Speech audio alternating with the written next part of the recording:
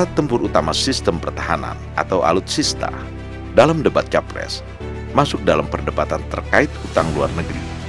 Anies Baswedan lagi-lagi menunjukkan dirinya hanya sekedar berbeda dari Prabowo Subianto demi elektabilitas. Anies tidak memahami terminologi alat bekas dalam sistem persenjataan.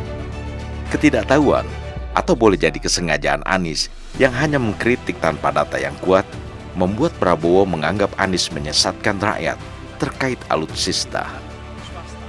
Lalu memastikan bahwa ada perluasan wajib pajak yang harapannya nanti akan memperkuat juga GDP kita, di samping mengurangi kebocoran pajak. Dan hutang-hutang yang kita gunakan untuk aktivitas produktif. Jangan hutang itu digunakan untuk kegiatan yang non-produktif.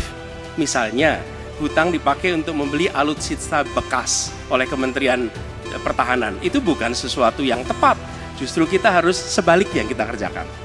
Jadi keadaan Laut Cina Selatan menggarisbawahi bahwa kita perlu kekuatan pertahanan yang kuat.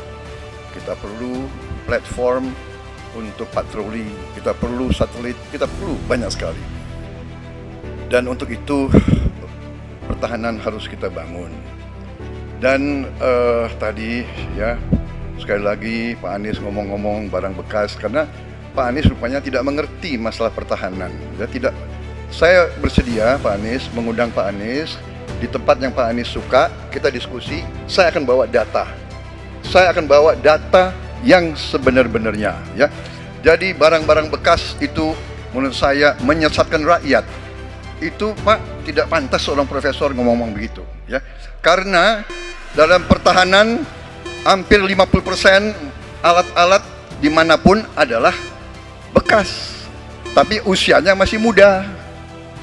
Namun saat Ganjar bertanya kepada Prabowo tentang alutsista dengan data bukan sekedar kritik, Prabowo dengan legowo menerangkan tentang beda bekas dan masa penggunaan alutsista. Dan saya senang kalau nanti Bapak dalam forum ini menjelaskan ide Bapak untuk memberi pesawat bekas.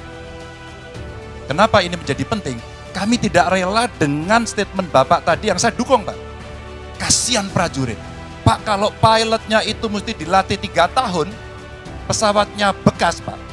Dan dia harus datang lagi, pelatihan lagi, Pak. Dengan resiko yang sangat tinggi, tentu itu sangat berbahaya. Maka peningkatan itu, Pak, di awal saya sampaikan, kenapa pertumbuhan harus tinggi? Kenapa industri dalam negeri menjadi prioritas? Bahkan saya sebut tadi, tank dibuat di mana, heli, fregat, cyber dibuat di mana, agar kita bisa konsisten dalam perencanaan pembangunan, termasuk ketika kita membuat kapal selam yang sudah dimulai dari PT PAL.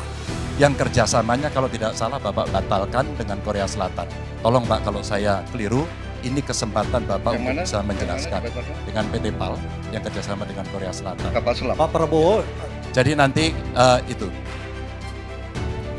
Ini nggak apa-apa kalau saya terima, sebenarnya debat sebenarnya seperti ini. Kalau boleh tanya jawab langsung. Baik, silakan Bapak Ganjar, silakan. Oke. Silakan Pak, dilanjutkan, masih ada waktu. Masih ada waktu Pak Ganjar. Ya, ya karena sudah selesai. The stage is yours Pak, silakan. Baik, silakan Pak Prabowo, waktunya 1 menit. Baik, terima kasih Pak Ganjar. Kesempatan saya bisa menjawab. Jadi, alat perang itu usianya kurang lebih 25-30 tahun. Pesawat terbang, kapal perang, dan sebagainya. Jadi, bukan soal bekas dan tidak bekas, tapi usia pakai, ya, kemudahan. Jadi pesawat, umpamanya pesawat Mirage 2005 yang ada di Qatar, yang rencananya kita ingin akuisisi, itu usia pakainya masih 15 tahun, Pak. Dan teknologi ini mengarah kepada yang lebih canggih. Kita menunjukkan yang canggih, yang terbaru. Tapi kalau kita beli baru, datangnya Pak, baru 3 tahun, dan operasionalnya itu baru 7 tahun Pak.